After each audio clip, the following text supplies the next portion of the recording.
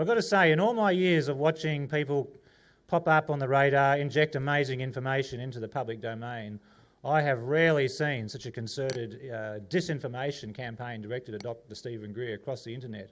People out there are paying people to sit on forums and just write lies and rubbish about him in the hopes that it will spread. And unfortunately, there are even two or three luminaries in the UFO movement who have also deliberately spread wrong information, questioning the fact that he was a surgeon, his integrity, etc., etc. I don't have a personal track record or correspondence with Stephen. I've certainly dealt with his organisation, and as you know, a few years ago we had Dr. Ted Loader come out and address the conference regarding some of the technology research that his organisation is doing. All right, we're just about in. Greg, can you shut those doors? I'll just go over the background very briefly here. I think Stephen is sitting online, probably listening to this as we speak, and after I do the introduction here, hopefully, with a modern technology, he'll appear smiling at you all on the screen. So Dr. Stephen Greer is a medical doctor, Bachelor of Science, and a founder and director of the Centre for the Study of Extraterrestrial Intelligence, and of course its offshoot, the Disclosure Project. I guess most of you are totally familiar with the Disclosure Project. In May 2001, he hired the National Press Club, got some really high-level whistleblowers up. The aim of the project was to pretty much get immunity from prosecution so that more whistleblowers could come forward and share what work they have done in secret capacities and not be prosecuted for it. That was the point of the Disclosure Project. And of course 9/11 came along and blew it out of the water, and we've had this phony war on terror ever since. Dr. Greer calls for open, secrecy-free hearings on the UFO ET presence. He calls for legislation to ban all space-based weapons, and you remember last conference Dr. Carol Rosen was Skyping through with her treaty. All that information, all that momentum is still going on. There are still high-level pushes to stop the weaponisation of space, and it's really interesting to look more and more at the names coming aboard to support it. Okay, we're all in here. I'd like to invite Stephen through to our conference and get you all to give him a big, warm Nexus Conference round of applause for Dr. Stephen Greer.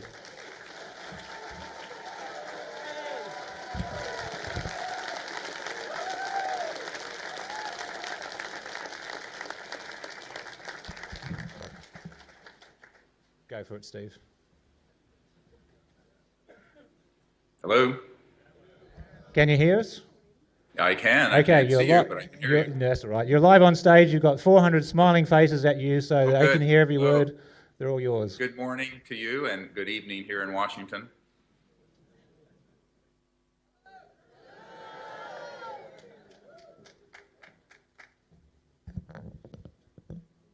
By the way, your screen is just a picture of you. I don't know if you have video for me to see, but if not, that's fine.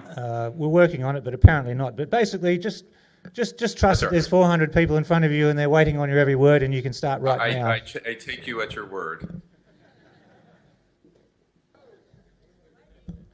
You can start. Just go for it. All right, fine. Well, so do you have some questions for me, or would you like me to talk about kind of an update on what we're doing?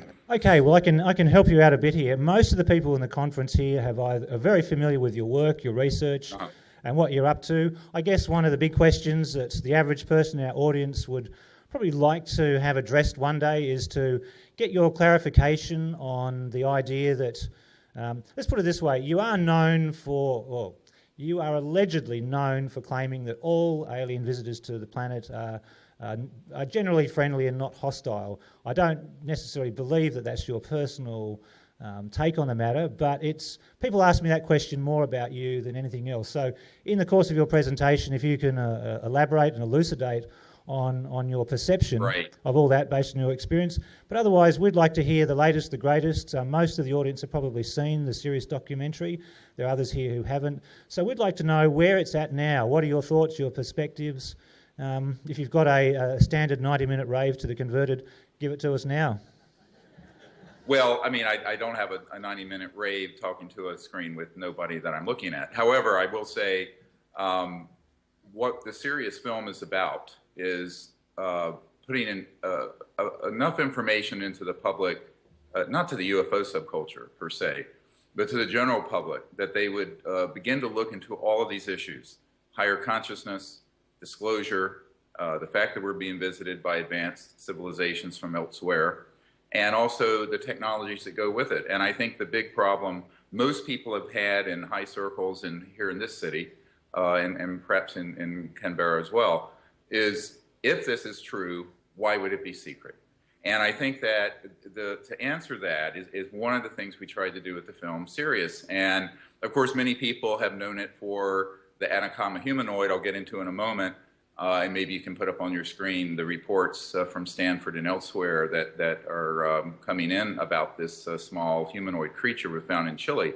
But our big objective was to posit that if we're not alone in the universe and we're being visited and they've gotten here, the paradigm in physics and science and technology that would allow for that, shall we say, transdimensional transfer from one point in space to another at multiples of the speed of light opens up an entirely new area of discovery, not only in science and technology and energy, but also in consciousness and other dimensions, because you're not going to go from here to another star system in anything less than multiples of the speed of light, certainly 100 to 1,000 times the speed of light. And if you're doing that, you are in another whole paradigm of understanding. Now, what I would say to people is that Dr. Walter Russell and the Swanano Institute up near my farm in Virginia, who was mentoring Nikola Tesla 100 years ago about all these issues, talked about these same things in his book called The Universal One. So there's really nothing new under the sun.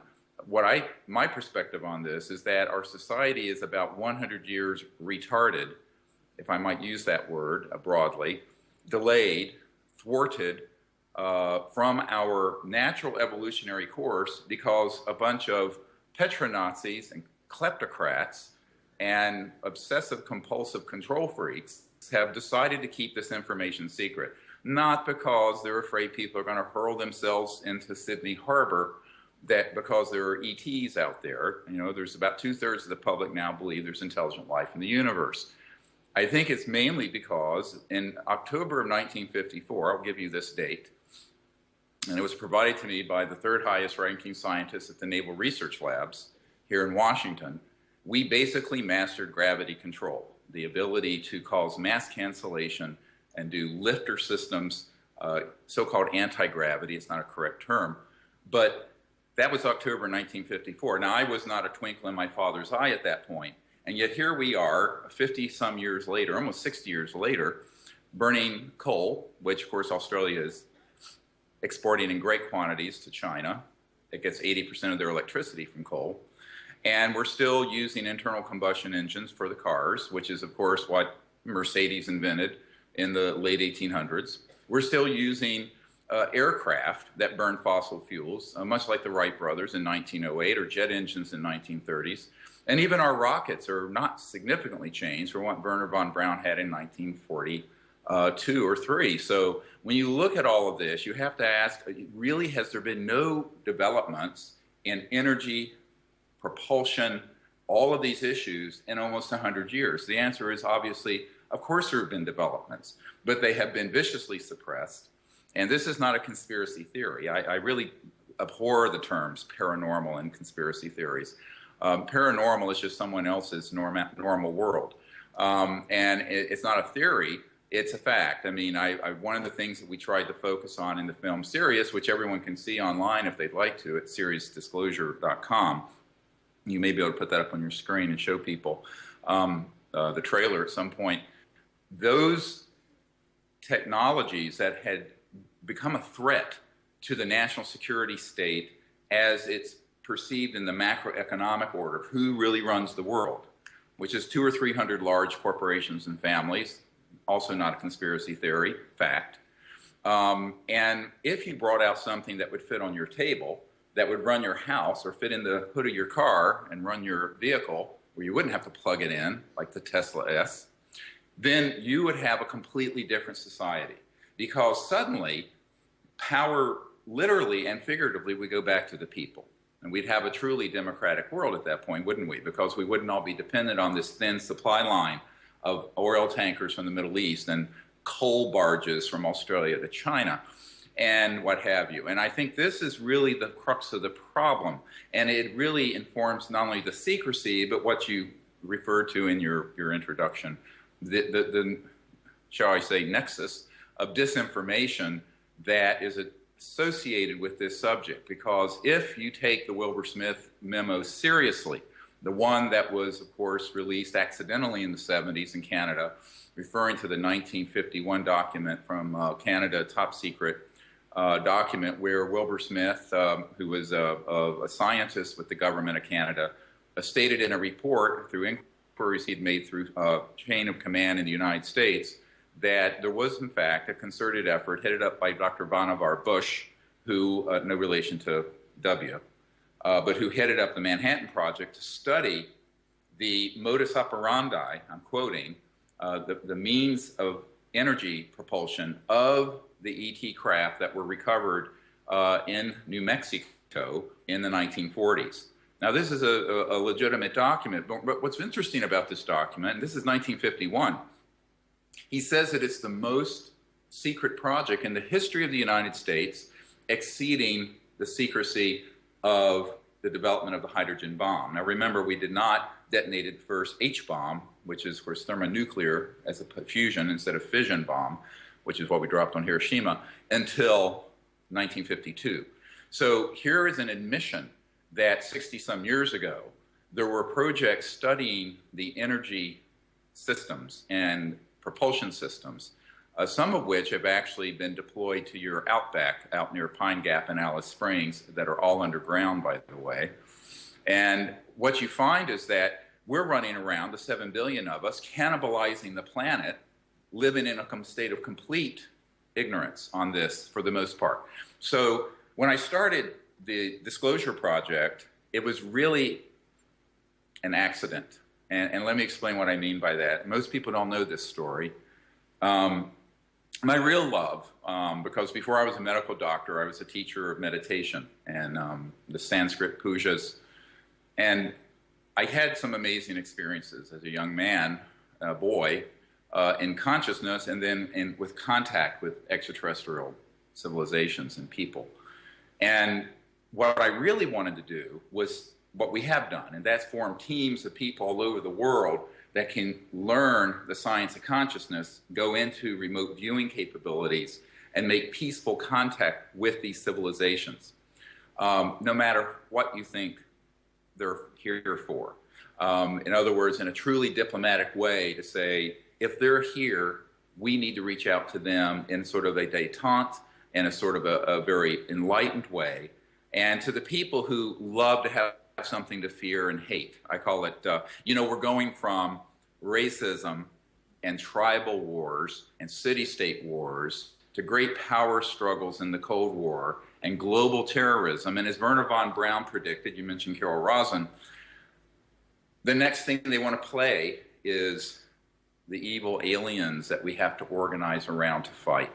Now, whether or not, no one can prove a negative. It's axiomatic that you cannot prove a negative. I can't prove there aren't anything of anything.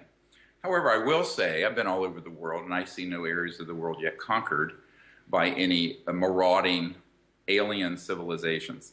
I do see a lot of disinformation put out there that's designed to scare the hell out of people. Now, why would that be done? It's the same reason that Hitler made the Jews look like caricatures. It's the same reason why we had to do the same thing to the Muslim people. It's the same reason why right-wing nut jobs are still doing that to gay people or to women or what have you. And so, we're trading racism and misogyny and all kinds of other phobias and what have you for what I'm going to coin a term, exophobia, the hatred and fear of ETs. I think this is a very big mistake. I think we're getting way ahead of ourselves. And what we really need to say is, why don't we set up diplomatic, enlightened folks, and I've talked to the Honorable Paul Hellyer in Canada about this because he agrees completely, go out there and try to see what kind of contact we can have. Because if we can make contact that is peaceful or at least useful, that would be better than the contact being made by black projects using electromagnetic pulse systems targeting ET craft, trying to provoke a Gulf of Tonkin incident. Now, of course, those of you who don't know the history of the Vietnam War, that's when we staged an attack on our own vessels in the Gulf of Tonkin so that the political establishment and public in the United States would support the expansion of the Vietnam War.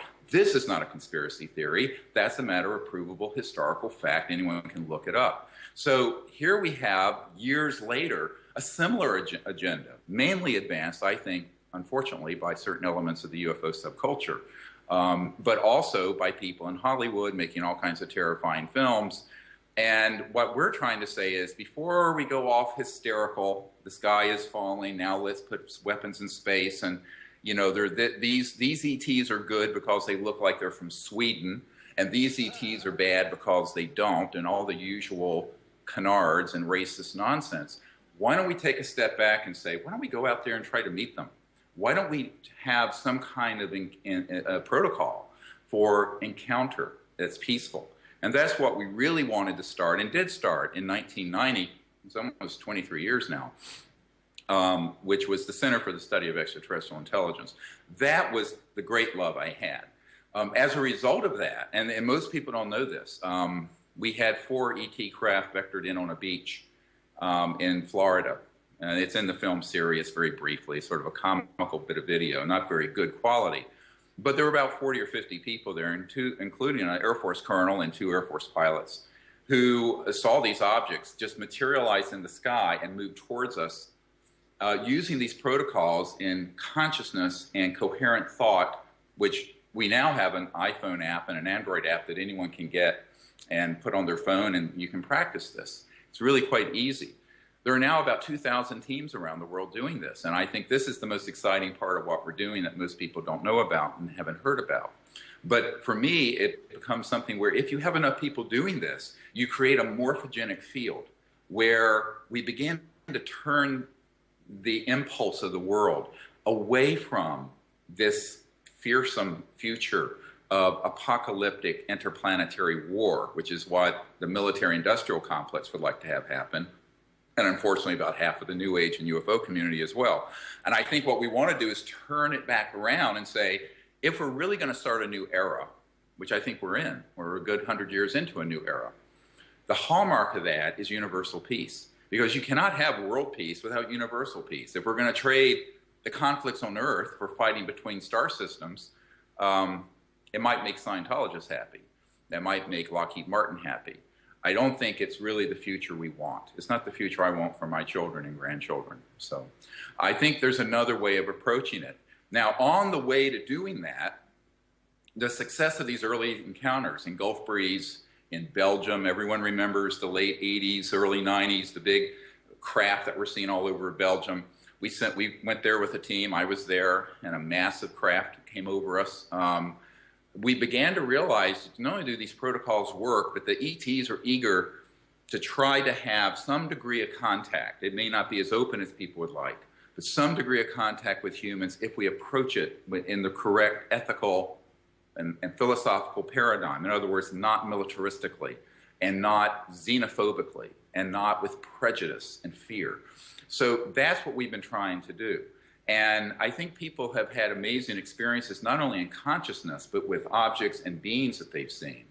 And if you go to SeriousDisclosure.com and click around, you're going to see this one being that was floating in Joshua Tree outside our circle after a meditation that first appeared as a spherical object. And we went, oh my God. And then we heard these voices that you couldn't see anything, speaking in a language no one could understand, about 4 or 5 voices. Most people heard a female voice. I heard a male voice.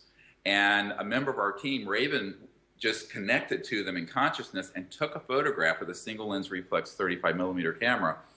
And in that was an amazing image of this being. And people go, what is that? I said, well, if it's actually ET, it's transdimensional. If it's transdimensional, they can appear and disappear in an instant in ways that are quite enigmatic. They can also fully materialize, but that's riskier given the fact that we're trying to shoot them down all the time. And this is the other point that brought me out of my medical career to try to work on this problem, is that back around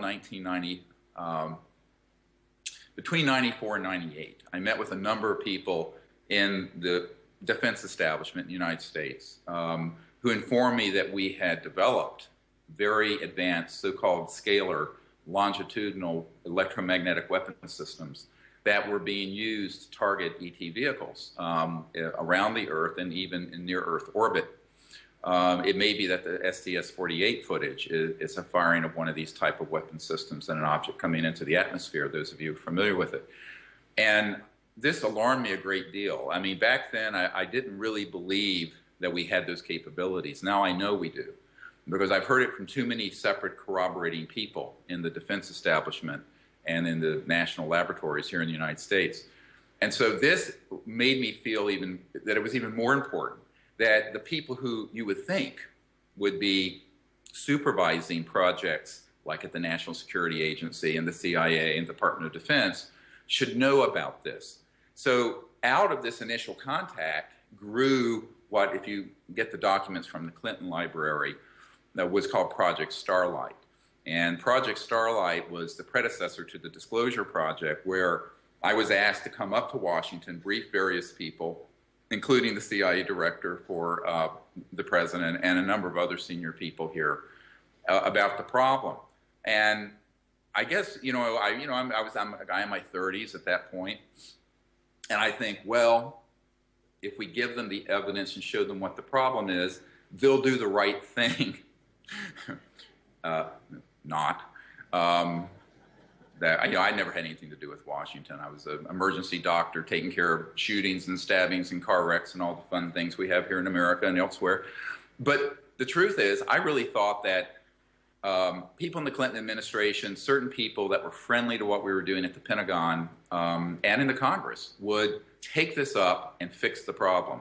Well, from 1993 until 1998, we discovered everyone wants to know. Nobody wants to do. Let me explain what I mean by that. Everyone wants to know about this stuff. And I mean everyone. I mean, I have no problems sitting with a member of the Senate Intelligence Committee or people who are at the Pentagon who are admirals and generals. Very few people are read into, which is military speak, briefed into these compartments, these super secret compartments dealing with UFOs, ETs, anti-gravity, etc. And so they want to know, but when you ask them, will you help us fix this? They go, oh no, this is past my pay grade, it's too controversial, I'll be called Senator Moonbeam and ridiculed. And so that's when we decided in the late 90s to launch the Global Disclosure Project. But it was really kicking and screaming. What I really love is sitting out under the stars, meditating, making contact, teaching people about the fact that the entire cosmos is a conscious quantum hologram folded within us, and we can get in touch with that aspect of non-local conscious mind and see anywhere and contact any place. And that, to me, is what's really exciting. This other stuff, I mean, even as momentous as it may be to a lot of people who first learn of it, is all things that should have been resolved before I was born. But that's too bad. It wasn't fixed, and so it's left to us now to fix it. I think all of us between the ages of puberty and senility, which is hopefully everyone in your audience, has an obligation to try to fix this problem. It's been kicked down the road for so many years, and I think that we really are running out of time to fix it. So disclosure is key, and the disclosure is not going to happen from any government, in all my opinion. It's going to happen by we the people. When I started out doing this, I had about a dozen of these military guys. Now we have 110 on digital videotape. We're loading them up on YouTube and on our various channels. You can go look at them. And there are new ones that come forward every day. Now, about 300 of these top secret guys give me information and sometimes documents, but they don't want to go on the record until they die. So, for example, a couple years ago, if you go to YouTube on our CSETI channel, you'll see there's an interview with a guy named Pawlek. And Pawlek, P-A-W-E-L-E-C, but it's pronounced Pawlek. He had developed these radio frequency chips in the 1970s and 80s that they were beginning to put into people. Now, he had developed them for animals, and the CIA brought him in and then Siemens manufactured about 2 billion of them. And a lot of people say, oh, so-and-so got abducted by an alien and has a chip in them. I said, yes, we've been manufacturing those for 40 years. Now, the really high-tech ones are made by a company near the Area 51. No one calls it that either. The Nellis Air Force Range, a company called EG&G. And there are a number of high-tech companies that develop the really state-of-the-art ones, these so-called implants. And this gets crazier and crazier the more you delve into it. So many of the witnesses we have are people who have this kind of information. They're terrified to come forward. And unfortunately, the best we can do sometimes is a document.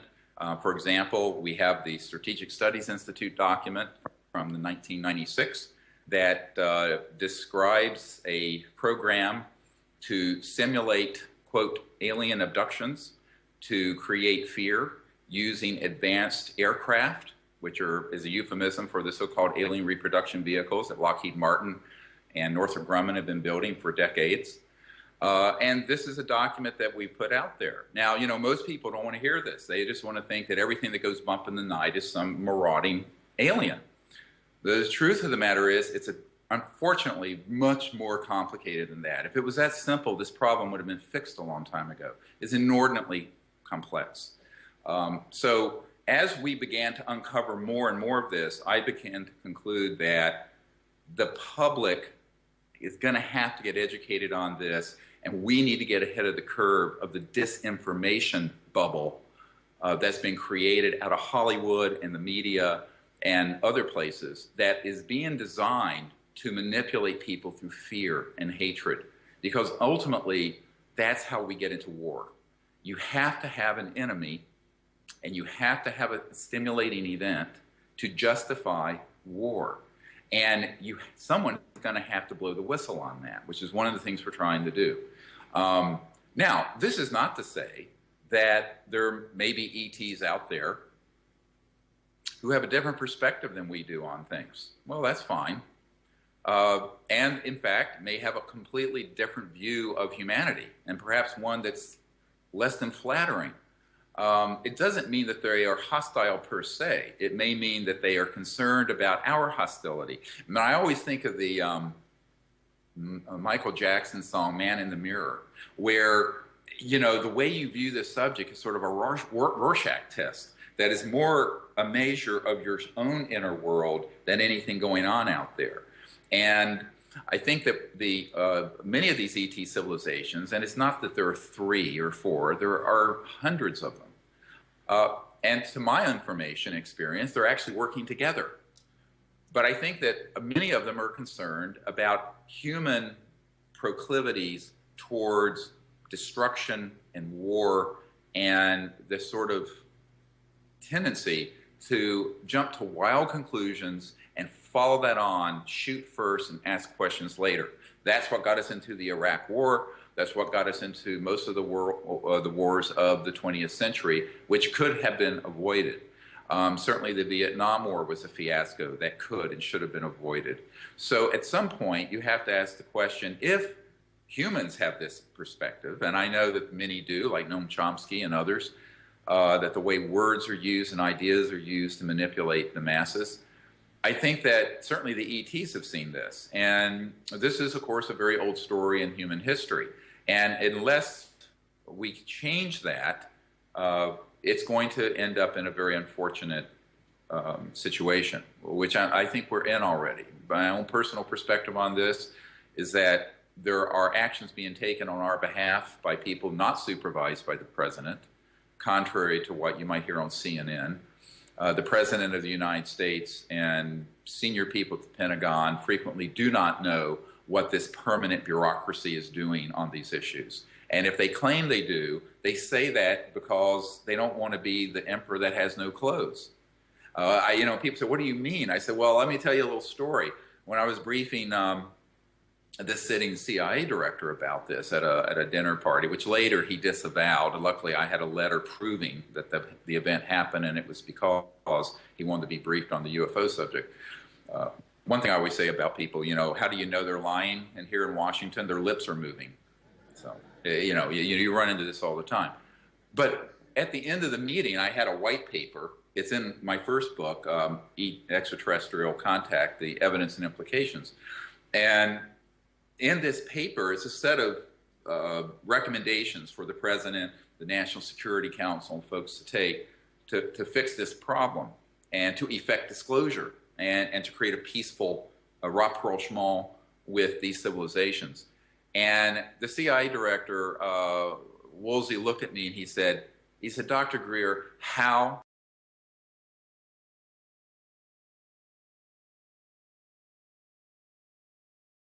CIA director, who of course here I am a 35-year-old guy.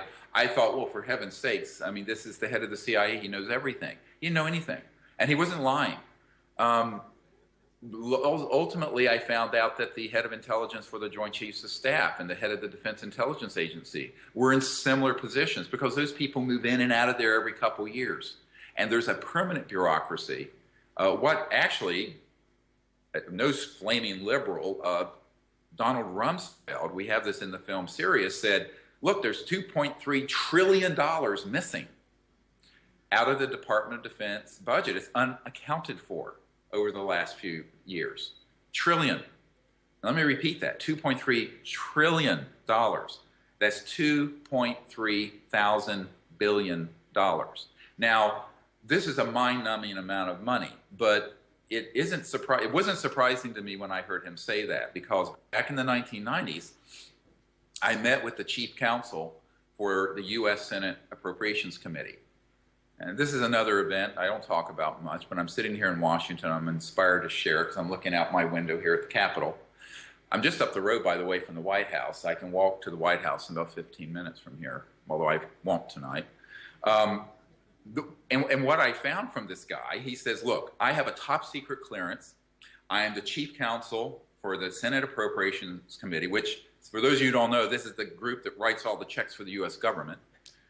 And he says, and I have subpoena power. He says, I have tried to look into these projects dealing with UFOs and these technologies. He says, and I hit a lead wall. He says, with a top secret clearance and the authority I have on behalf of the chairman of the Senate Appropriations Committee, I could not penetrate those programs. Now, he said that directly. I was sitting in the meeting chamber room for the Senate Appropriations Committee when he told me this.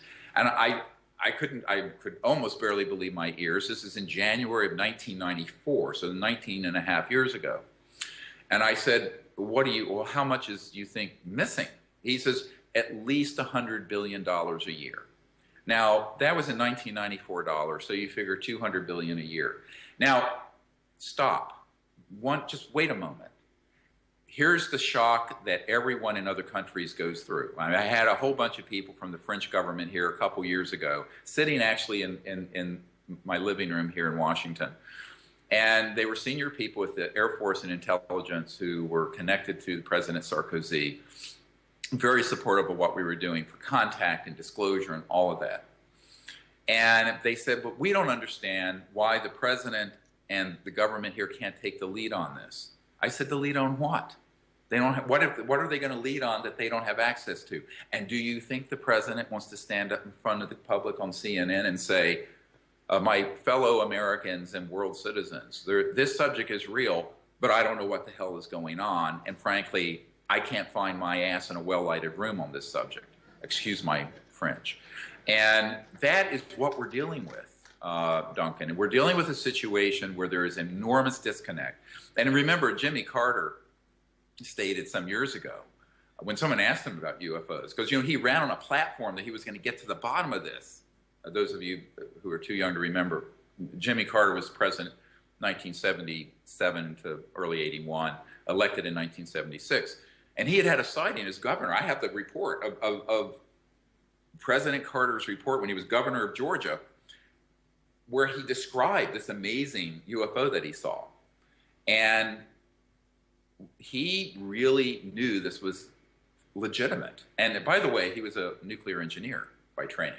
Carter was a very, very smart man.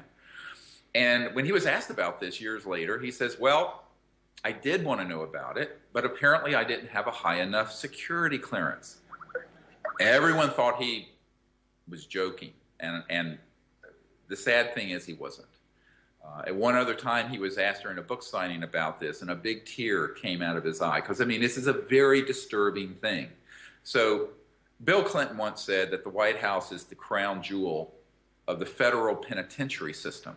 That on a lot of things, it's like a prison. And people have this idea, it's a wrong idea, that these kind of folks are omnipotent. The truth is, there are people in the corporate contracting world at Booz Allen Hamilton, which were the folks where Snow, the guy the whistleblower from the NSA who's now in Hong Kong, he was a contractor for Booz Allen Hamilton. People at Lockheed Martin, who actually run things like the Cassini probe. And when the Cassini probe went out by Saturn, it actually imaged a massive ET craft out by the rings of Saturn. I had a senior executive at Lockheed Martin call me up and said, "Oh my God, you won't believe what we've imaged." But of course, it was sanitized by Lockheed Martin, never was seen by the NASA scientists or released to the public. This is how it works. The corporate world and the big money world is the tail wagging the dog. And that's just the truth. And most people go, well, that's a complete subversion of the rule of law and democracy. I said, yes, of course. This is what Eisenhower was warning us about. So at this point, I've concluded that we should all try to educate our leaders around the world, including there in Australia. You have a wonderful country. I'm going to announce tonight something that I didn't know that I was going to announce, but I had a conversation 2 days ago with a very senior member of an institution in Australia. And so I'm going to be coming to Australia in August. So I hope I can meet a lot of you there if you're around. They're very happy with I've that. never been to Australia. I've always wanted to come. It's a very long trip. The purpose of the meeting is there are about 120 world leaders and heads of corporations and cabinet members from around the world meeting, and they're asking me to address this group, which I've agreed to do. So while I'm there, I hope maybe we can get together and have a workshop, and maybe even, I don't know where to go, but if somebody there has a place that's dark, quiet, safe, private, maybe we can do something and do Contact Under the Stars in Australia. It'd be awesome. But I will be coming, so it'll be the last half of August. I'm really excited about it because I've never been to Australia. I'm looking forward to that trip. But when I was talking to this gentleman, I'm diverting a little bit, and forgive me, he said to me, you know, so many of these people are interested in this, but they really don't know anything. I said, well, I'm not surprised. And it was a little bit, I go through this with every time I have an encounter with senior government officials, whether it's in Australia or in China or in France or in England. And most people have this wild conspiracy theory that all these people know everything. Well, there are a few of them that do, and those devils lie to their other fellow members. I'll give you one example. There was a senior member of the U.S. Senate who was a member of the so-called MJ-12 Majestic Group, and it's called MAGIC, M-A-J-I-C. And he was a guy who I knew for a fact was involved in those covert programs. But if a member of the Senate, who was one of 100 U.S. senators in the United States, asked him about this, he would turn to them and say, oh, no, it's all rubbish. It's just nonsense. So they're trained to be very, very good liars. Same thing happens at the Pentagon. You'll have one man who is at a certain position who came up through the ranks, knows about this stuff. But it's a compartmented, so-called unacknowledged special access project, which is way deep black, USAP, unacknowledged special access project. And again, we have $100 to $200 billion a year going into them. Now, what I was explaining to this fellow in Australia a couple of days ago is that the United States defense establishment, including Homeland Security, Department of Defense, CIA, NSA, and all the other three-letter alphabet soups, NRO, we, quote, lose and can account for more money than the largest defense budget of any other country in the world. Let me repeat that. We can't account for a sum of money that exceeds the entire budgets of any other single country in the world, including China, Russia, Great Britain, France, and certainly Australia. So if you look at that, this is the beast that Eisenhower warned about when he said, beware the military-industrial complex, because guess what? He knew about this stuff. I don't know if you can see this. This is a doodle. I won't say how I got this. This is from Eisenhower. It's from a cabinet meeting in December 15th, 1953. And it was at a cabinet meeting, and he was drawing this really cool triangular UFO coming in from the sky and these amazing pyramids. And I had heard years ago that there were all kinds of amazing doodles like this from Eisenhower, because he was really knew that the UFOs were real, the ETs were real, but the military-industrial complex and financial people circled the wagons and convinced him to keep it secret. He later, I know he said this to Jackie Gleason, the famous actor, because a member of my team was friends with Jackie Gleason, that he regretted deeply that he went along with this secrecy because it ended up betraying him. So from 1953, when he was president, to when he left in January of 1961, when he made the famous speech, "Beware the military-industrial complex," that was the period when this whole thing ran into the ditch. And October of 54, we figured out gravity control.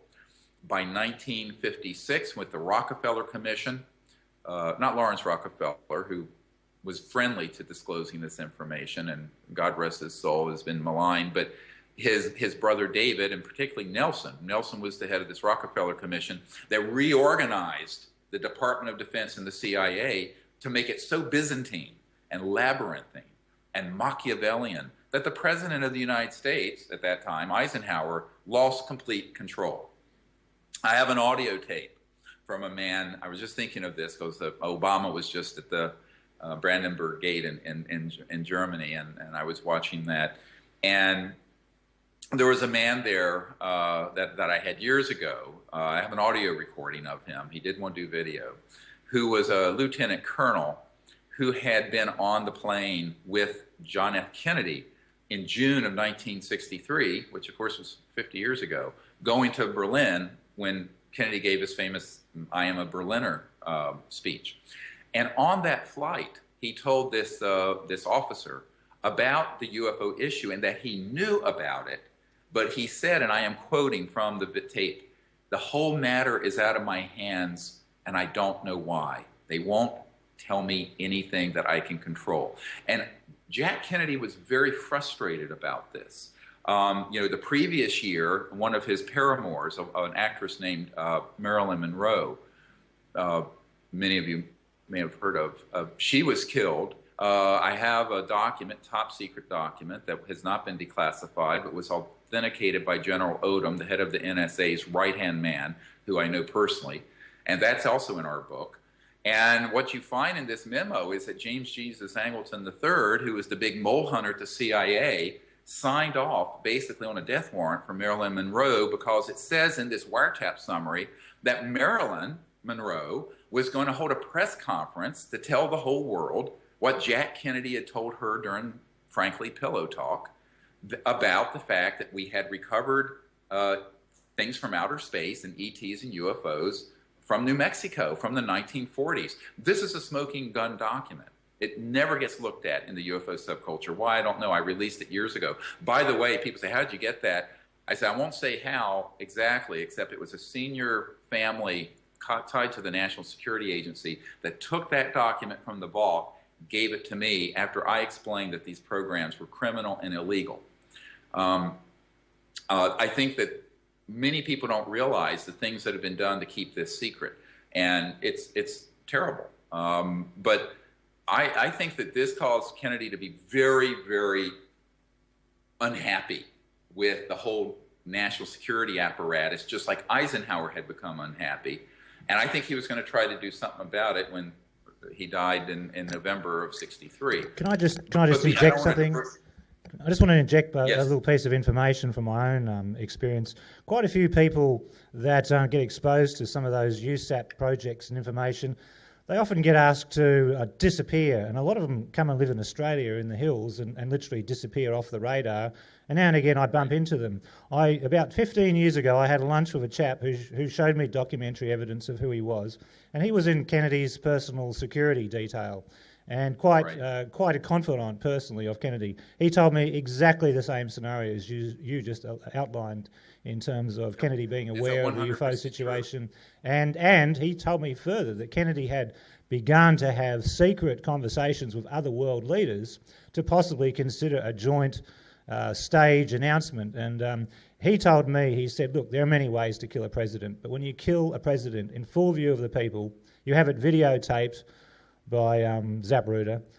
There's more of a message in the murder than the murder itself. And the message was to the other world You're leaders. right, and he is 100% correct. Yeah. If you fast forward about 30 years, back in the 1990s, there was a CIA director, former CIA director named Bill Colby. Bill Colby reached out to us because he wanted to hand off to my team because he thought I guess this is what the actor Burl Ives said about me. I'm sane enough to get it done, but crazy enough to attempt it. So, and I'm an emergency doctor, so I don't scare easily. Basically, I had the head of Army intelligence threaten me once. I said, screw you. I said, you get in my way, I've got stuff on you, you'll be in Leavenworth. But I'm nice until I'm not nice, and anyone who knows me will tell you, you're going to get run over. But here's the problem. When you have someone like Bill Colby, who was a CIA director and who was inside Majestic, not all CIA directors have been, but he came up through the ranks. He was getting old. He knew that this was a criminal conspiracy that was destroying the planet because the technologies and the information that would completely transform the planet, heal the earth, Gaia, get us out of this impoverished situation, and also importantly, and this was said to me, get us out of the Mideast, which is nothing but a disaster. Because when people say the Mideast has so many of our vital national security interests, that's code for oil. What's in the Middle East besides oil? Except Israel. But Israel has about 200 or 300 thermonuclear weapons. I assure you, lived there for 3 years. They can take care of themselves if they have an existential threat, and it will not be pretty. However, we're really there because of oil. And then the question becomes, why are we on oil? Because the petrodollar system and the whole Bretton Woods arrangement and the way the world runs is on a metered linear system. And this is no different from when J.P. Morgan told Nikola Tesla, if I can't put a meter on it, you're not going to have it, and it isn't going to come out. He was talking about an electric vehicle that had an antenna on it that did run on, quote, free energy. And that was in the 20s. So now you look at someone like Bill Colby, former CIA director. He's getting close to the end of his ride. I guess he was in his 70s, pushing 80. And he reached out, one of his best friends was a full bird colonel who reached out to my board and said, look, Bill Colby has access to this technology and wants to get you one of these devices and about $50 million in money so that you can securely get it out and just push it out to the world. And I said, I'm willing to do it. So the week that a member of my board was going to meet with Bill Colby, they found him floating down the Potomac River here, made to look like an accident, but it wasn't. Now remember, this was during the Clinton administration, period. And that, just like the JFK assassination, although most people didn't know that this was an assassination, even his son recently wrote a book thinking it was suicide, although the wife disputed that. Basically, they made an example that they would eat one of their own, and they did. And I felt terrible about it, and this was around the time my best friend, Sherry Adamak, got breast cancer.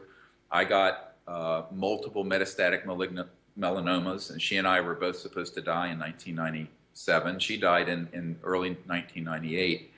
And there were all these horrible things going on. And I thought to myself, well, this is how they send a message to people.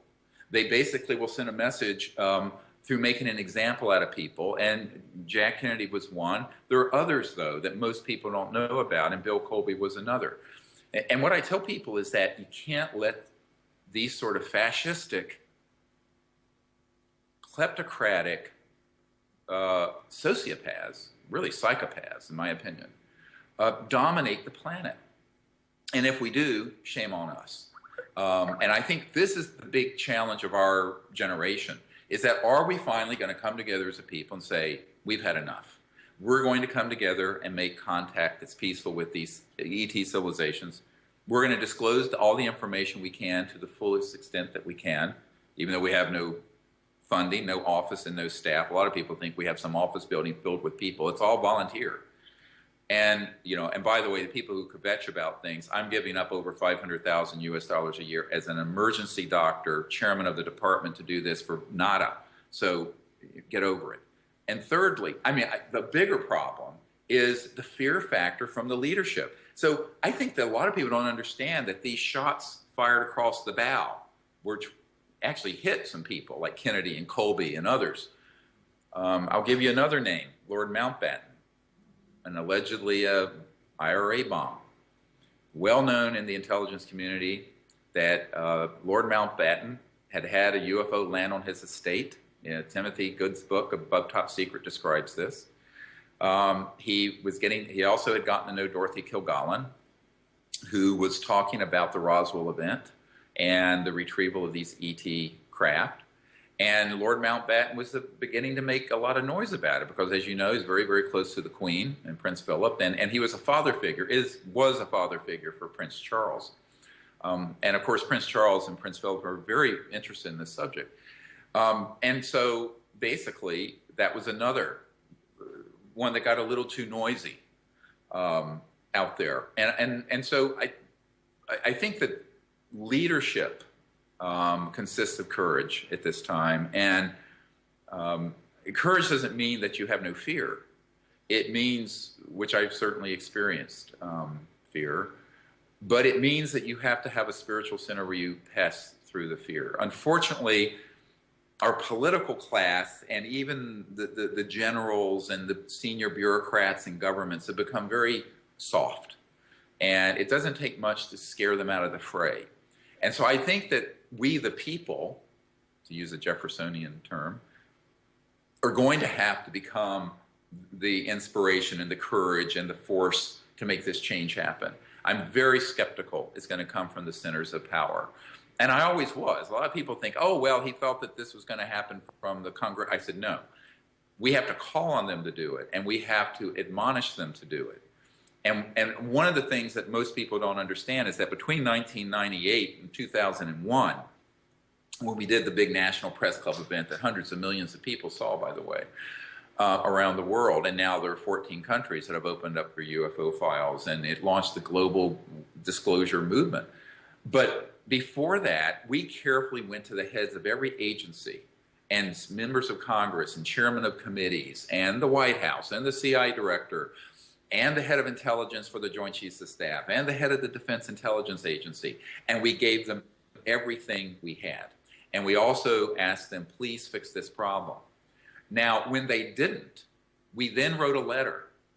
And this letter, most people have never heard about. It's called a UNOD letter, unless otherwise directed. And it's a military ruse that an advisor told me to use. And the way it works is really clever. You basically send a letter, and it says, unless otherwise directed by this date, our assessment is the following, and we're going to do the following unless you tell us otherwise. Now, what was in this letter? Well, it's in our books. You can get them on SeriousDisclosure.com. There's nothing secret about this. Most people just haven't understood what it meant. This letter went to the heads of every agency and every branch of government: FBI, NSA, CIA, Justice Department, blah, blah, White House, Congress. And basically what it said was, we have gathered this intelligence. We have X numbers of top secret witnesses and documents. Our assessment is because we have briefed a sitting CIA director, the head of Intelligence Joint Staff, the head of the Defense Intelligence Agency, chairman of key oversight committees of the U.S. Senate and House of Representatives, and all of them have been lied to and denied access to this information. These projects, these unacknowledged special access projects, a priori, are illegal, criminal, and not protected by the National Security Act or the rule of law. And we are going to move forward with this information with immunity. And so I want to correct you. We were not asking for immunity. We declared it up front. And I had a constitutional lawyer that I ran this by, Daniel Sheehan, who many of you know, who did the Silkwood case and the Pentagon Papers. And I discussed that with him and also with some other eminent constitutional attorneys in the United States. They said, you're absolutely right. If you can prove, and we can, that people at this level of government were being denied access to and deliberately deceived and lied to about these projects, those projects have gone off the reservation of our Constitution and are themselves criminal activities. Therefore, even if someone signed a national security oath, that oath has no binding enforcement because the entity and the compartmentalized project they signed it for is itself illegal.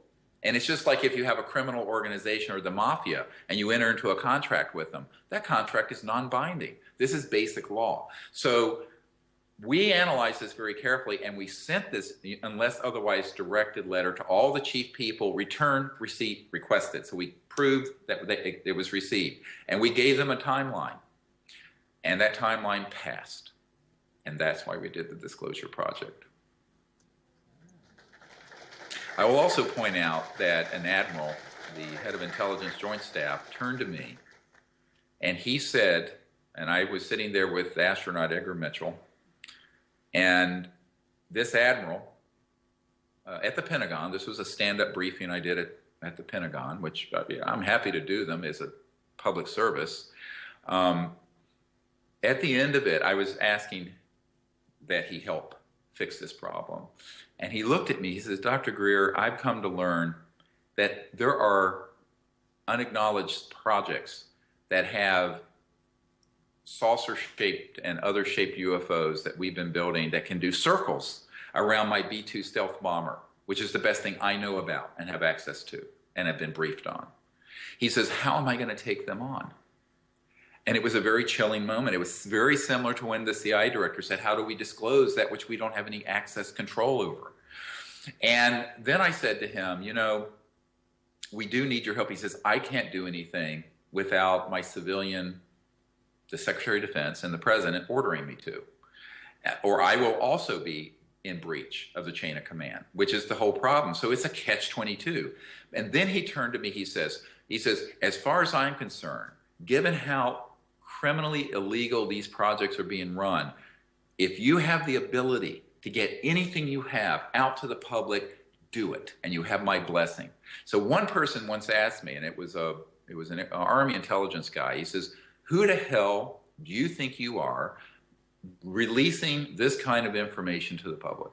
And I said, well, first of all, I'm a free denizen of the universe and a conscious being.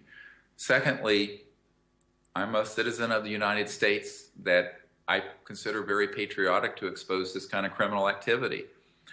Thirdly, my mother's family were some of the original founders of the United States. We were the first prisoner of war with the British, tragically. We were such losers, we got caught right away.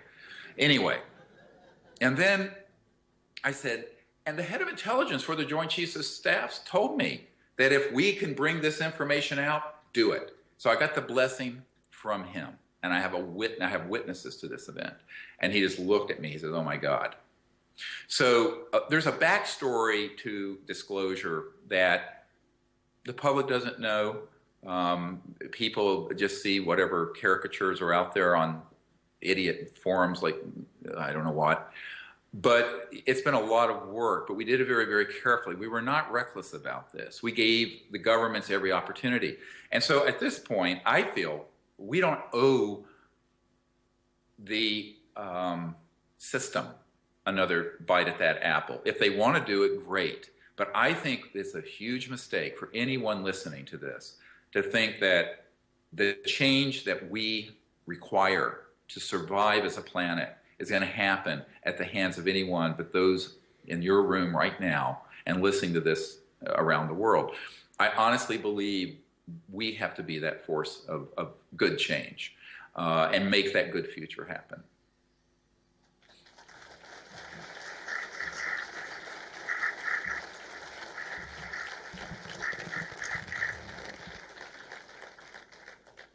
So I wanted to talk a little bit, if people want to update on this little creature. If you go to SeriousDisclosure.com, you'll see in the film Sirius. And by the way, those of you who contributed to that film, it was funded by the public, what we call crowdfunding.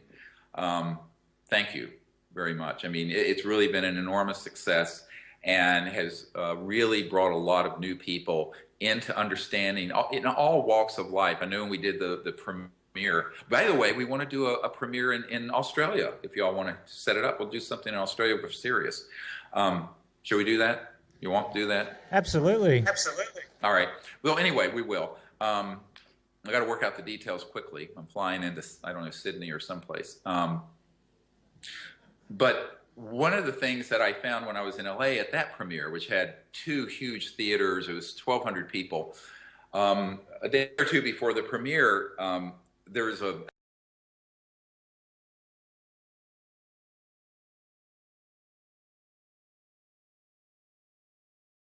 she had a wonderful party for us at her home, and a screening, private screening in her own theater of Sirius. And it was fascinating to me. There were people from all walks of life there, not just the film industry and actors and producers, but technology people. And most of those folks had no idea that any of this could possibly be true.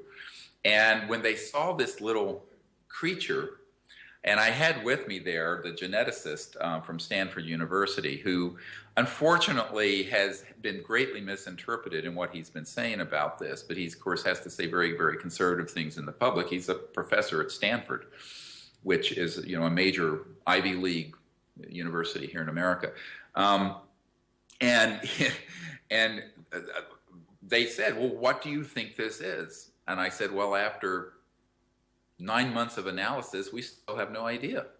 And there was sort of a stunned silence because everyone expects you're going to drive through the McDonald's of science and order up a kiddie meal, and it's going to be instant conclusions. That's what the media and the UFO community want. The truth about science is that it's much more difficult. And if you go to SeriousDisclosure.com, there is a new report that's up there and also a link to a YouTube, about a 14-minute video update that I've done. But I want to share some of the new information we found about this. Number one, the key thing to understand about this little body is that it's a 6 to 8 year old child. Now, initially, the genetic team thought it was a male, and that's what they reported out. It has since come in that they don't know if it has a gender or what the gender is, which is sort of interesting. The genetic material was pulled out of the ribs, the right, well, I'm not going to take my shirt off, but the right anterior ribs on this small humanoid, and clipped them. And inside the rib, there was excellent bone marrow. So we were able to extract a really good sample. So at that point, when we did it in a forensic way under sterile conditions, et cetera, and so on. And this is partially shown in the film series. We then had the genetics lab begin to do specialized tests on what's called old DNA, because this is a creature that's been dead for, we don't know, 100 to 1,000 years. Nobody knows quite yet when it lived. We weren't able to take big pieces of it to do proper carbon dating. We're hoping we can do it through what's called a genetic clock, where you can actually estimate the age by seeing how many changes in the genome has happened just by aging with the cytosine. I don't want to get too technical, I'll put everyone to sleep, falling off, but it's called a genetic clock. So that's work to be done. We may get a better estimate. I think it's probably between 100 and 200 years old. And it was found in the Atacama Desert of Chile, which is northern Chile. It's the driest desert in the world. You know, you begin to go, well, when we got the report from Dr. Ralph Lockman, now, who is the world's expert, not just the Stanford expert, the world's expert on skeletal abnormalities. And he looked at this thing, and he looked at the x-rays and the CAT scans that we did in Barcelona. And by the way, all of those were done according to his specifications. he requested exactly which images, angles, blah, blah to get because he knew what he needed to see. And I'm an emergency doctor, and, you know, I deal with acute life-threatening and fractures and things of this sort. This man, Dr. Lockman, is the world's expert who literally wrote the textbook on skeletal abnormalities, genetic defects, all that sort of thing in children. So he looked at them, and he looked at the growth plates, what are called the epiphyseal plates in the legs, but also in the other joints. And it is consistent with a 6 to 8 year old human. Now, it's only 6 inches. It's a 13-centimeter creature, 100 to 200 years ago or more. How did it live in one of the harshest places in the world with being only 6 inches long if it was human, in the sense that we say human? Now, to confuse the issue further, it turns out that it only has 10 ribs. Well, there's no syndrome known in the literature where humans, fetuses, defected embryos of any kind have 10 ribs. Then it turns out that it has a lot of other abnormalities, a very large cranium, about 3 times the size of ours from the eyes upward, so relative facial hypoplasia, meaning the face is smaller compared to the rest of the head. And it most certainly is not an embryo or a fetus. It's not a fetus, even though someone in Spain claimed it was, because they hadn't done the scientific. They just looked at it and said, oh, well, this is the size of a 15 to 18-year-old human fetus that's deformed. It is not, because you can look at the bones in x-rays and compare them with known standards of bone density. And even the radiologist, the head of the clinic, was a huge radiological center in Barcelona, who owned this the clinic, and she was the chief of radiology. She came down into the CAT scan room and was looking at the images and at the x-rays, and she says, my God. She says, what is this thing? Because it is most certainly several years old. So this is not just one man's opinion.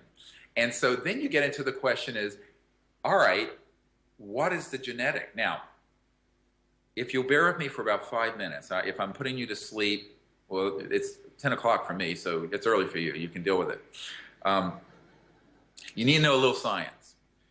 When you run a genetic test, let's say if I gave some of my blood or something, you know, and they ran it, it's fresh, okay? So what they do is they run it against the database, which has about 2,500 ethnic groups, racial groups, areas of the world in the database that have been studied, about 2,500 genomes, okay, because there's variation from race and region and type and da-da. And then there are certain genes that have been mapped for certain diseases, whether it's, the trisomies, like Down syndrome and what have you. And those will begin to light up. What I did was to take the genetic material. It was such high quality, they didn't have to do a lot of PCR replication, which is polymerase chain reaction. In other words, it didn't have to go through a lot of magnification where you could get a lot of error in the read. It was a very pure, high quality, dense sample of rich genetic material. So Dr. Nolan was able to have 3 of the most prestigious labs in the world run it. When they ran it, most important of which is that none of the genes that control for dwarfism, which of course if this is a 6 to 8 year old and it's 6 inches long, that's a tiny, there's no known dwarf syndrome that small. There were none of those genes that were abnormal. Number 2, the gene for progeria, which is when you have advanced bone aging, which could explain the bones looking older than they are, but it was actually much younger. That gene was normal.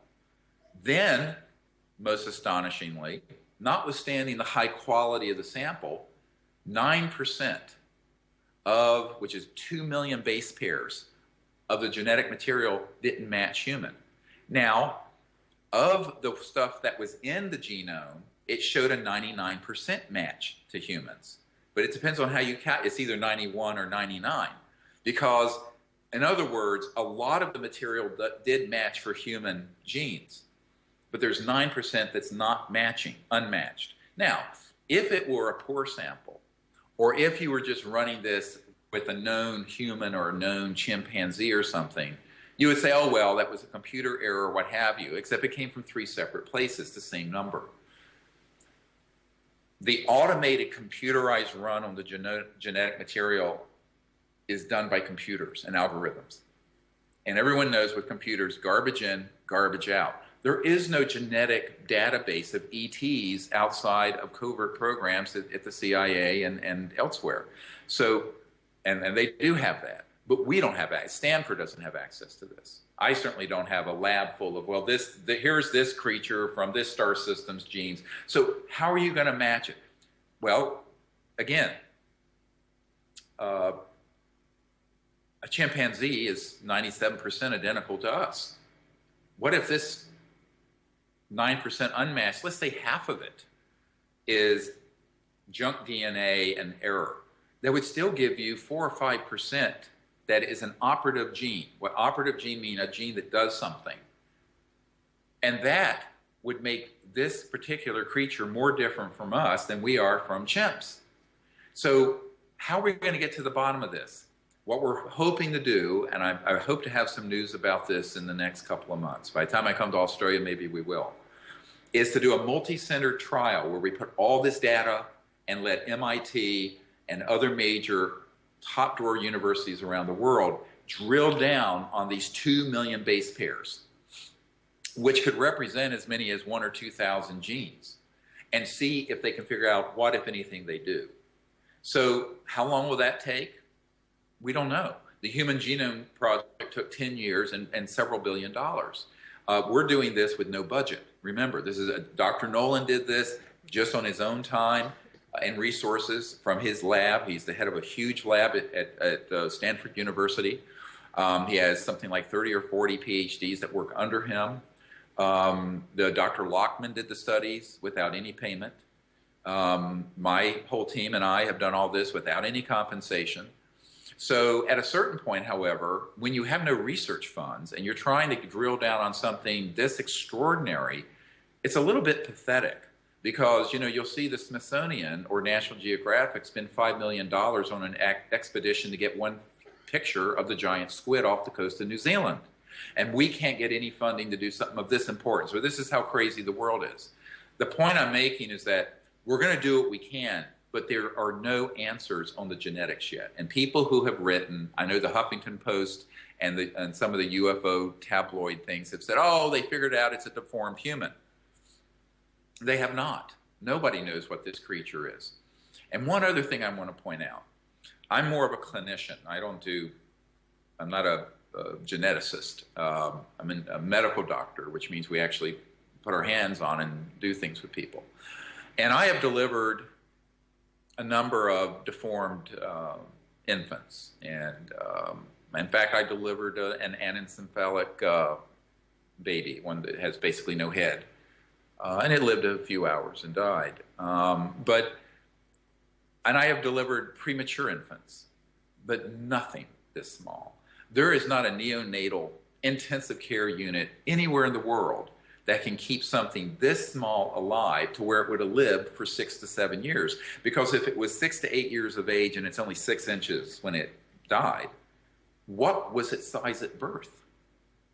So you begin to ask these questions clinically, where the clinical picture doesn't add up.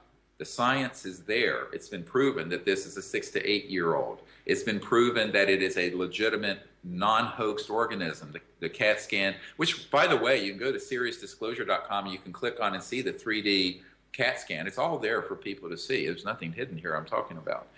Dr. Lockman's report is very clear that a 6 to 8 year old,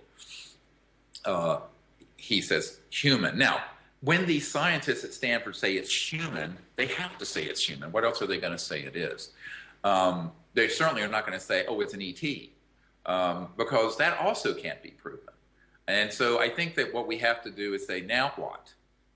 Well, it turns out that since all this came out in the last 2 months, or a little less, there has been an enormous number of contacts that we've made in Chile, Puerto Rico, Russia, and other places where apparently creatures that look very similar to this one have been found. And one may still be in someone's private possession in Santiago that we're trying to run down.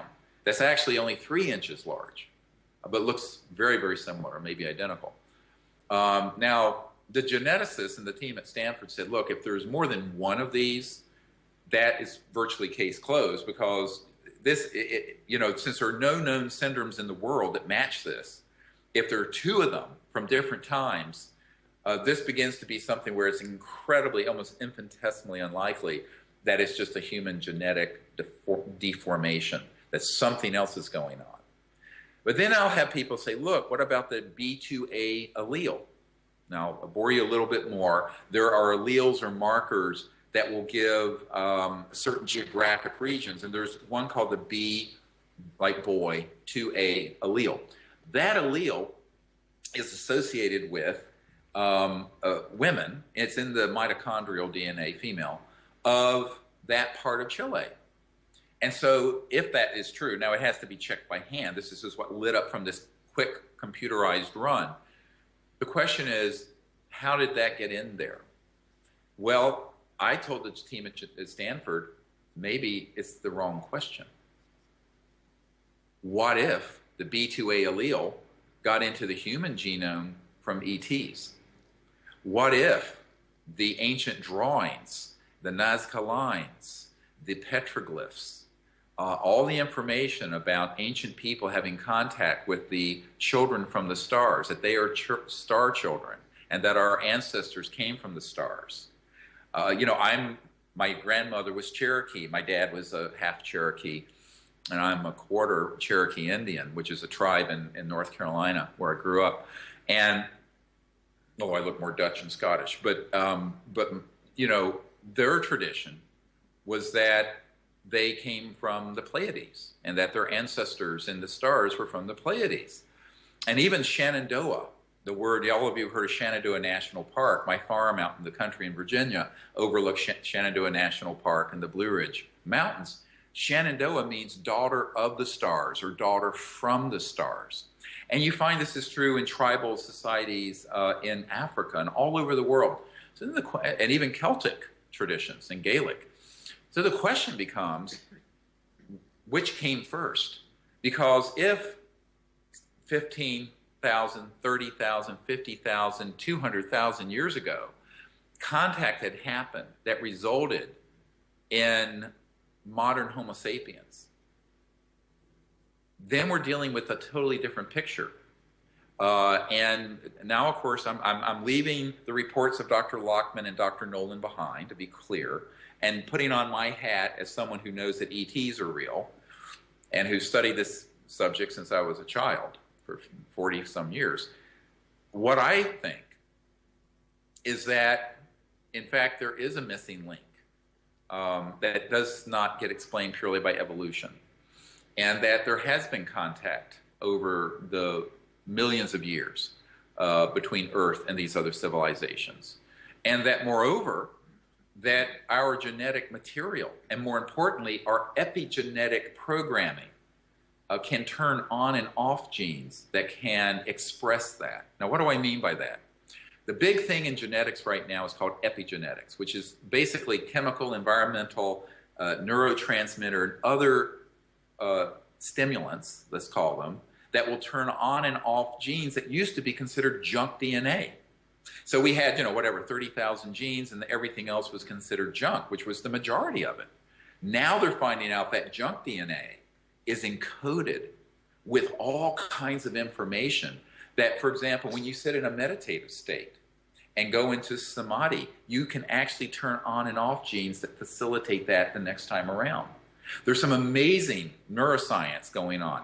So the question becomes, what is really hidden in the double helix spiral, this vortex known as our DNA?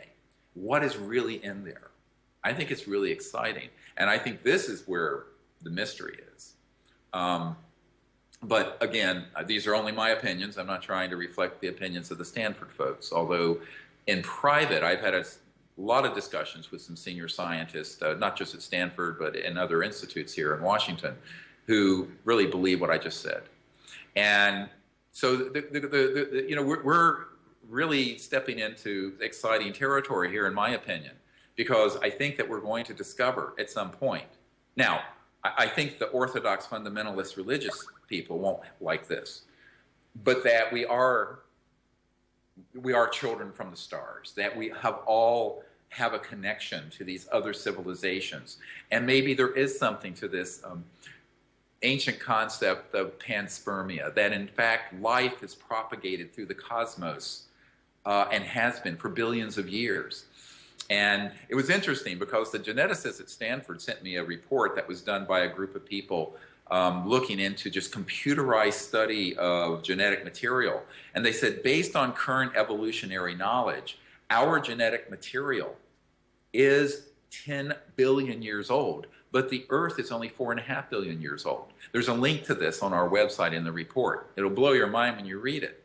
And the question then becomes, if the origins and the development of our genome predates even the existence of our solar system, there's something very interesting that I think is going to get revealed in the coming years and decades. Very exciting. Absolutely, Steve. Thank you very much. We've got a couple of minutes left.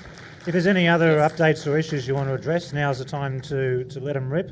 Otherwise, I might have a quick question or two for you. I certainly will. You know, I feel I've neglected so many other topics. One of the things I'd like to share, of course, we could go on for days, but maybe we shall when I come to Australia.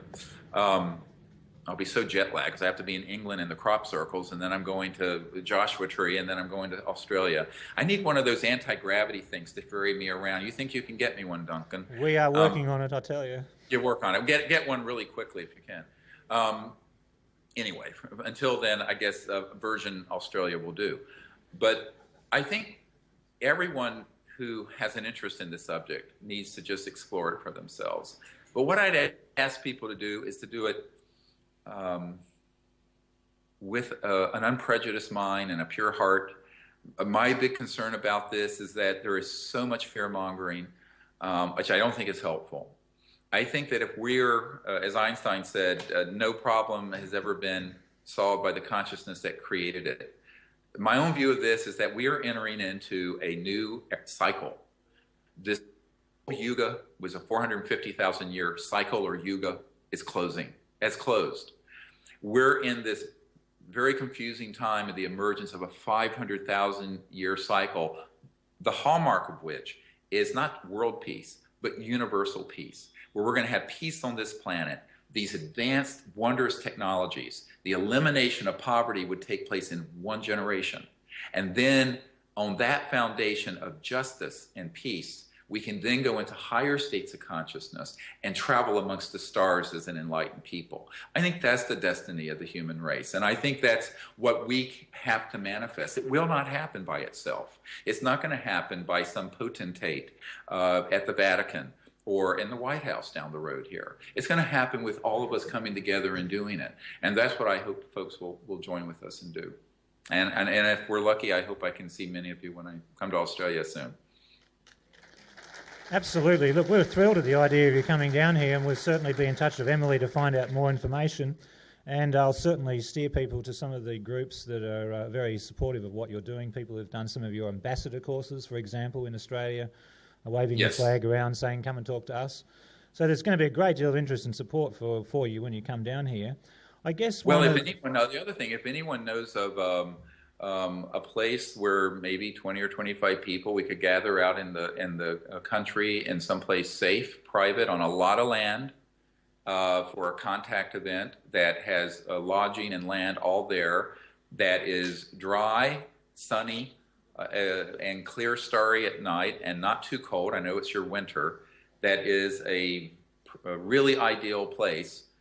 We will entertain the idea of doing a 5-6 day expedition under the stars for some folks, but it needs to be the right kind of place. And frankly, we don't have anyone to look into that for us, and I don't know your microclimates very well. I know this meeting I'm doing is up in an island on the Great Barrier Reef, in some remote place. You have to get there on a private plane or something. I can't believe I'm doing this. They're putting me on a jet from Sydney to some I don't know where.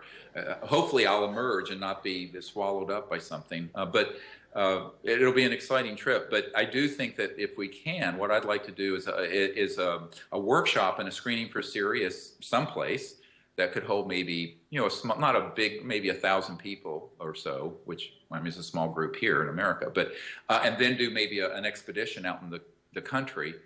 If anyone knows of a suitable venue. That's always the hardest thing. It's like real estate. Location, location, location. Because you really want a place secure, private, no artificial lights, really good, clear weather, not too cold at night, not too hot so it gets buggy. It's like the Goldilocks planet. It's the Goldilocks contact site. So we try to look for that. And since I don't know your country at all, I will admit to being rather ignorant. We need your help, those of you listening. If you can have any ideas, you can write to SiriusDisclosure.com. And if you have a specific recommendation, we just have volunteers. We don't have any staff to respond to everyone's inquiries. It's hard. We have 40,000 people on our Facebook page and 20,000 people following me on Twitter, and everyone thinks I can talk to them privately, and I wish I could, but it's not humanly possible.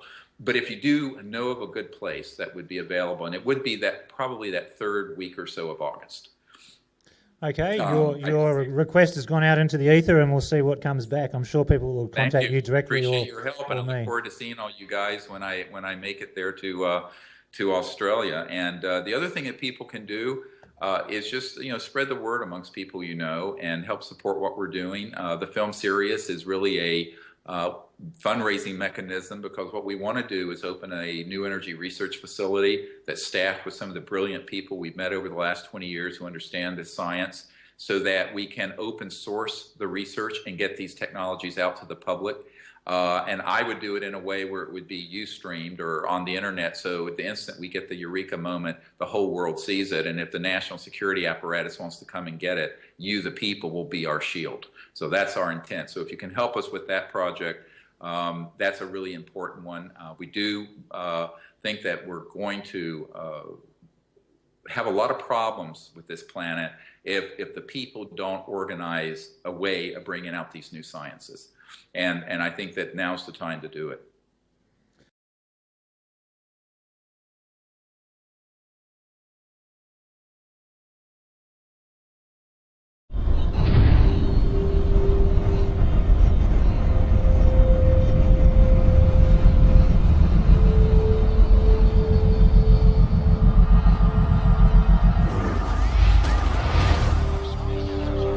Of course there have been developments, but they have been viciously suppressed. And this is not a conspiracy theory. I really abhor the terms paranormal and conspiracy theories. Paranormal is just someone else's normal world. And it's not a theory, it's a fact. I mean, one of the things that we tried to focus on in the film Sirius, which everyone can see online if they'd like to at SiriusDisclosure.com. You may be able to put that up on your screen and show people the trailer at some point. Those technologies that had become a threat to the national security state as it's perceived in the macroeconomic order of who really runs the world, which is 200 or 300 large corporations and families, also not a conspiracy theory, fact. And if you brought out something that would fit on your table, that would run your house or fit in the hood of your car and run your vehicle, where you wouldn't have to plug it in like the Tesla S, then you would have a completely different society, because suddenly power, literally and figuratively, would go back to the people. And we'd have a truly democratic world at that point, wouldn't we? Because we wouldn't all be dependent on this thin supply line of oil tankers from the Middle East and coal barges from Australia to China and what have you. And I think this is really the crux of the problem. And it really informs not only the secrecy, but what you referred to in your introduction, the shall I say, nexus of disinformation that is associated with this subject, because if you take the Wilbur Smith memo seriously, the one that was, of course, released accidentally in the 70s in Canada, referring to the 1951 document from Canada, top secret document, where Wilbur Smith, who was a scientist with the government of Canada, stated in a report through inquiries he'd made through chain of command in the United States that there was, in fact, a concerted effort headed up by Dr. Vannevar Bush, who, no relation to W., but who headed up the Manhattan Project to study the modus operandi, I'm quoting, the means of energy propulsion of the ET craft that were recovered in New Mexico in the 1940s. Now, this is a legitimate document, but what's interesting about this document, and this is 1951, he says that it's the most secret project in the history of the United States, exceeding the secrecy of the development of the hydrogen bomb. Now, remember, we did not detonate the first H-bomb, which is, of course, thermonuclear as a fusion instead of fission bomb, which is what we dropped on Hiroshima, until 1952. So here is an admission that 60-some years ago, there were projects studying the energy systems and... Hello? Can you hear us? I can. Okay, I can't see you, but I can hear you. That's all right. You're live on stage. You've got 400 smiling faces at you, so they Good. can hear every Hello. word. They're all yours. Good morning to you, and good evening here in Washington.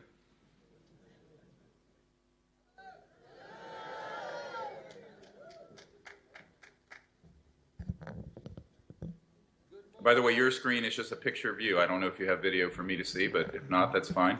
We're working on it, but apparently not. But basically, just trust that there's 400 people in front of you and they're waiting on your every word, and you can start right now. I take you at your word. You can start. Just go for it. All right, fine. Well, so do you have some questions for me, or would you like me to talk about kind of an update on what we're doing? Okay, well, I can help you out a bit here. Most of the people in the conference here are very familiar with your work, your research, and what you're up to. I guess one of the big questions that the average person in our audience would probably like to have addressed one day is to get your clarification on the idea that, let's put it this way, you are known for, well, you are allegedly known for claiming that all alien visitors to the planet are generally friendly and not hostile. I don't necessarily believe that that's your personal take on the matter, but people ask me that question more about you than anything else. So in the course of your presentation, if you can elaborate and elucidate on your perception of all that based on your experience. But otherwise, we'd like to hear the latest, the greatest. Most of the audience have probably seen the Sirius documentary. There are others here who haven't. So we'd like to know where it's at now. What are your thoughts, your perspectives? If you've got a standard 90-minute rave to the converted, give it to us now. Well, I mean, I don't have a 90-minute rave talking to a screen with nobody that I'm looking at. However, I will say what the Sirius film is about is putting in enough information into the public, not to the UFO subculture per se, but to the general public, that they would begin to look into all of these issues: higher consciousness, disclosure, the fact that we're being visited by advanced civilizations from elsewhere, and also the technologies that go with it. And I think the big problem most people have had in high circles and here in this city, and perhaps in Canberra as well, is if this is true, why would it be secret? And I think that to answer that is one of the things we tried to do with the film Sirius. And of course, many people have known it for the Atacama humanoid I'll get into in a moment. And maybe you can put up on your screen the reports from Stanford and elsewhere that are coming in about this small humanoid creature we found in Chile.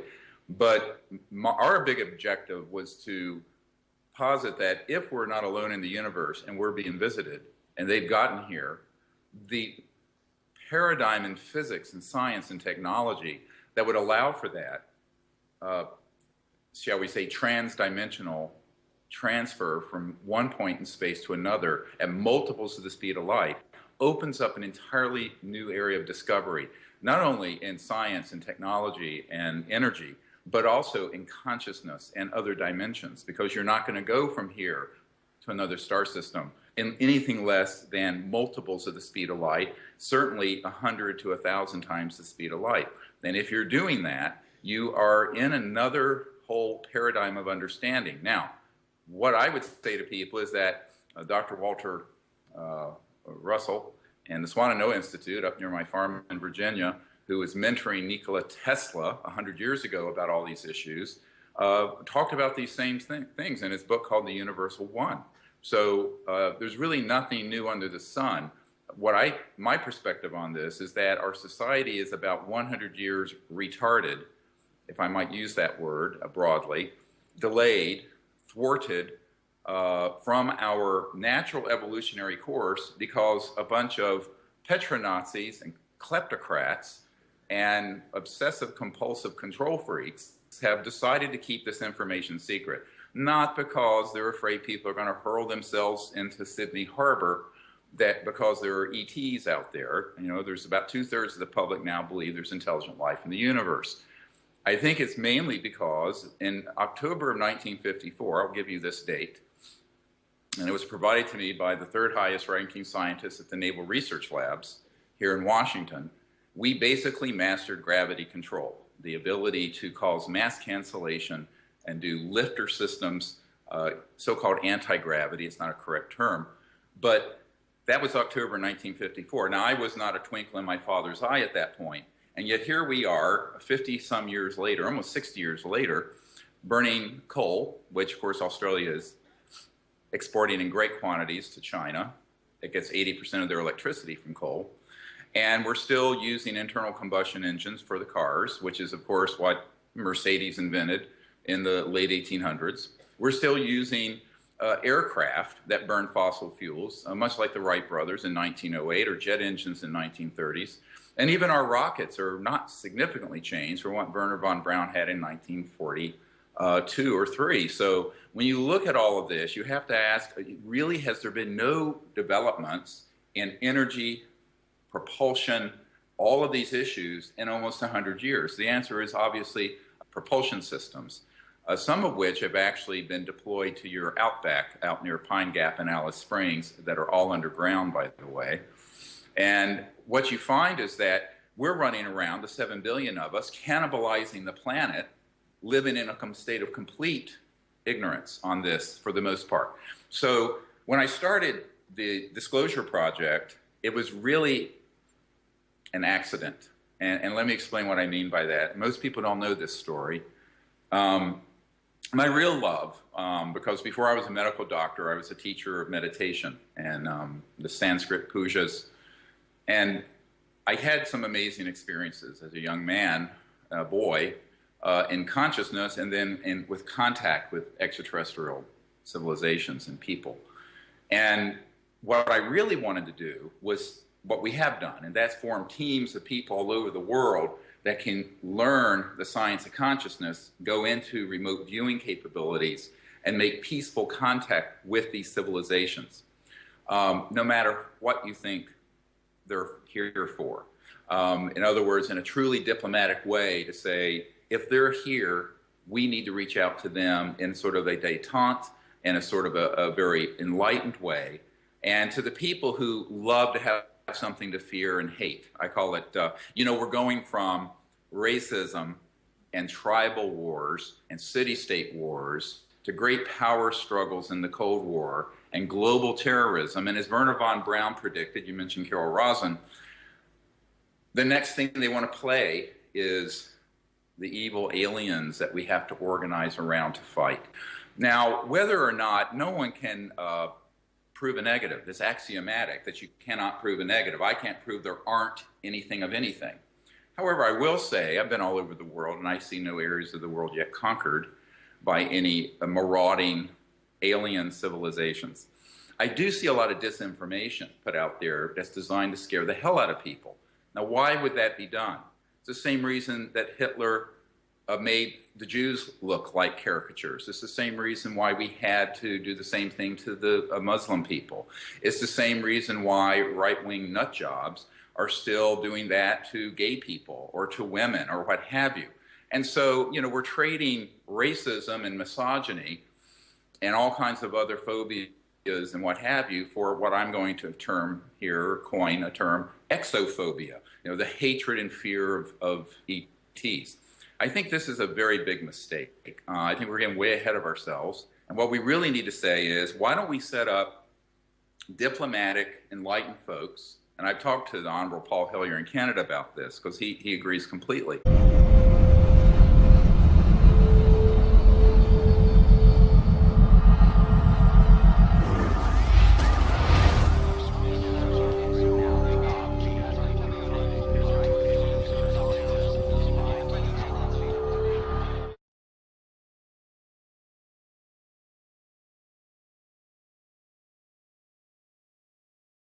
I've got to say, in all my years of watching people pop up on the radar, inject amazing information into the public domain, I have rarely seen such a concerted disinformation campaign directed at Dr. Stephen Greer across the internet.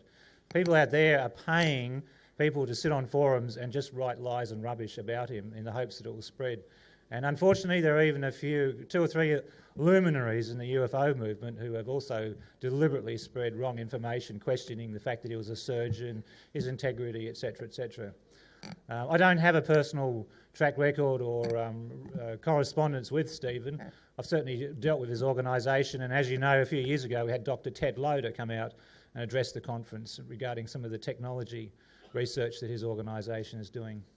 All right, we're just about in. Greg, can you shut those doors? I'll just go over the background very briefly here. I think Stephen is sitting online, probably listening to this as we speak. And after I do the introduction here, hopefully, with a modern technology, he'll appear smiling at you all on the screen. So Dr. Stephen Greer is a medical doctor, Bachelor of Science, and a founder and director of the Centre for the Study of Extraterrestrial Intelligence. And of course, its offshoot, the Disclosure Project. I guess most of you are totally familiar with the Disclosure Project. In May 2001, he hired the National Press Club, got some really high-level whistleblowers up. The aim of the project was to pretty much get immunity from prosecution so that more whistleblowers could come forward and share what work they have done in secret capacities and not be prosecuted for it. That was the point of the Disclosure Project. And of course, 9/11 came along and blew it out of the water, and we've had this phony war on terror ever since. Dr. Greer calls for open, secrecy-free hearings on the UFO ET presence. He calls for legislation to ban all space-based weapons, and you remember last conference Dr. Carol Rosen was Skyping through with her treaty. All that information, all that momentum is still going on. There are still high-level pushes to stop the weaponisation of space, and it's really interesting to look more and more at the names coming aboard to support it. Okay, we're all in here. I'd like to invite Stephen through to our conference and get you all to give him a big, warm Nexus Conference round of applause for Dr. Stephen Greer.